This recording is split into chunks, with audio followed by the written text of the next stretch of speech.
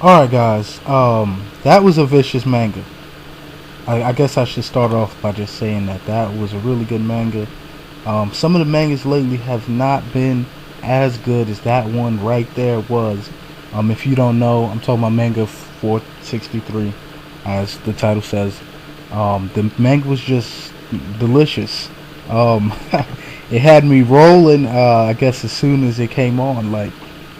Sasuke yells out Chidori, and that's like a powerful attack that Kakashi had taught him way back when. They said like it could split lightning in half, and then in response, the Raikage yells out elbow, and I just thought that was pretty funny earlier on.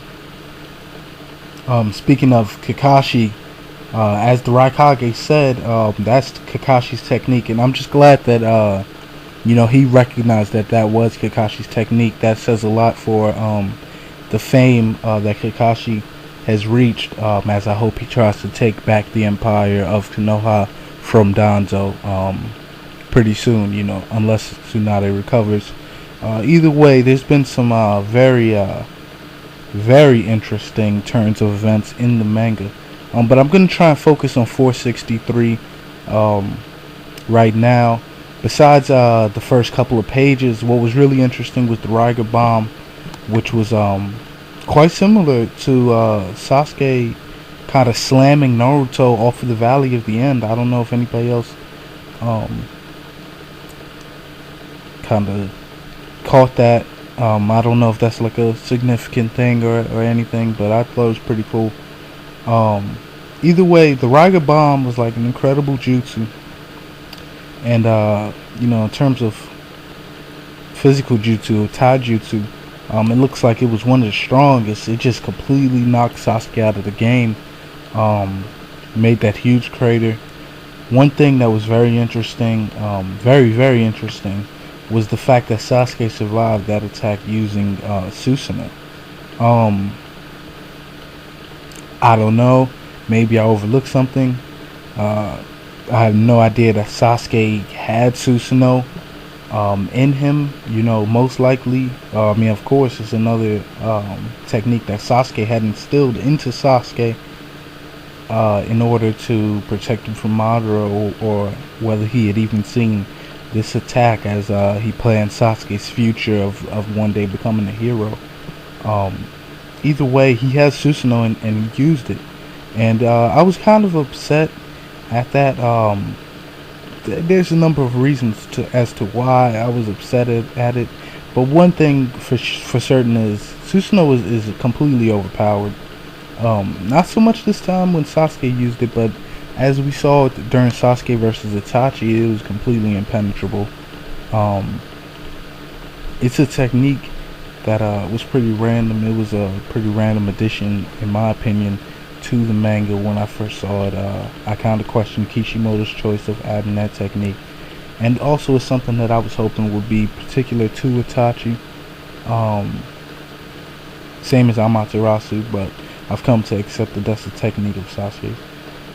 Either way, after Susanoo was unleashed, Karen acknowledged the Raikage's chakras, which he said were on the tail beast level, much like his brother Killer Bee. Um, that brings up an interesting question that I thought immediately, who has more chakra, Naruto or the Raikage? Either way, the Raikage apparently has enough chakra to have these high speed attacks, which is something that I was hoping we would have seen from my guy somewhere along in the manga. But I'm starting to doubt that he's going to be as important a character as they were making him seem earlier on in the show and in the manga.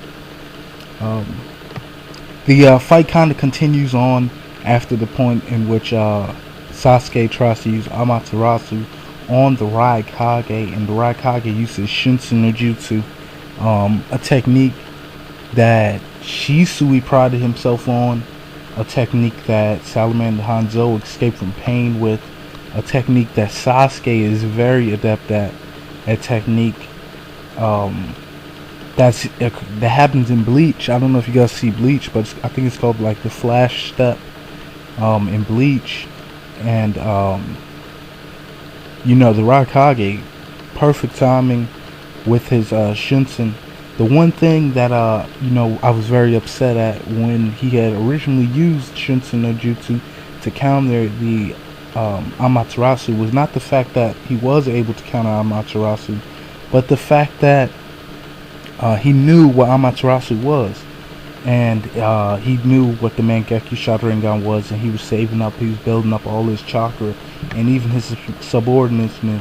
And as I sat there, very upset, a friend of mine actually was the one who went ahead and told me a possible reason for that happening. What he had said was that during the fight between Killer Bee and Sasuke, the people of the Lightning Village had actually witnessed the fight, had witnessed the attack, and just didn't want to get in Killer Bee's way. And after I went back and saw it, yes, it's possible that they could have described and with great accuracy Amaterasu and the Mangekyo Sharingan. But still, I had my questions. I wanted to look at it a little bit deeper, try and find something a little bit bigger, a little conspiracy, something to think about sometimes. And I was thinking about Uchiha Madara, and I want you to take this into consideration. Uchiha Madara had Zetsu videotape the whole fight between Sasuke and Itachi. He said that he was going to relax and watch it later at his own convenience.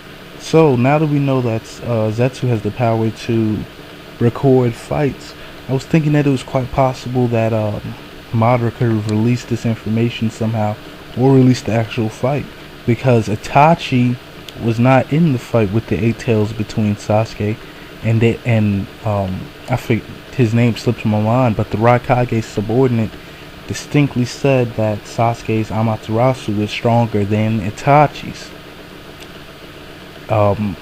That's quite a statement, because Amaterasu in itself could possibly, to these people who aren't watching the manga because they're inside of it, just be a byproduct of the Mangekyo Sharingan, and they would have no way to gauge Itachi's strength of Amaterasu versus Sasuke's.